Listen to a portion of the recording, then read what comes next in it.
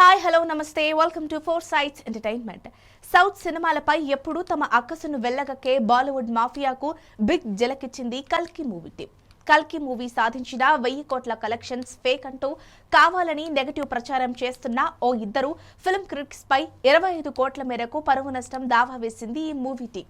దీంతో పని కట్టుకుని కల్కిపై విష ప్రచారం చేస్తున్న బాలీవుడ్ మాఫియా సైలెంట్ అయిపోయింది. దీంతో టాలీవుడ్ సినిమాల కారణంగా ఈ మాఫియాకు దెబ్బ మీద దెబ్బ తాకినట్లయింది. చూసిన వారందరికీ నచ్చుతున్న కల్కి మూవీ ఇప్పుడు మాజీ ఉపరాష్ట్రపతి వెంకయ్య నాయుడును కూడా ఫిదా చేసింది. ఇక రీసెంట్ గా ఈ సినిమా చూసిన వెంకయ్య నాయుడు ఈ మూవీ తెరకెక్కించిన డైరెక్టర్ నాగిని మెచ్చుకున్నారు.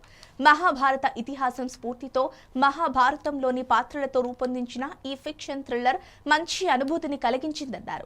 కల్కి సినిమా హాలీవుడ్ చిత్ర నిర్మాణానికి ఏమాత్రం తీసిపోని విధంగా ఉందని కొనియాడారు.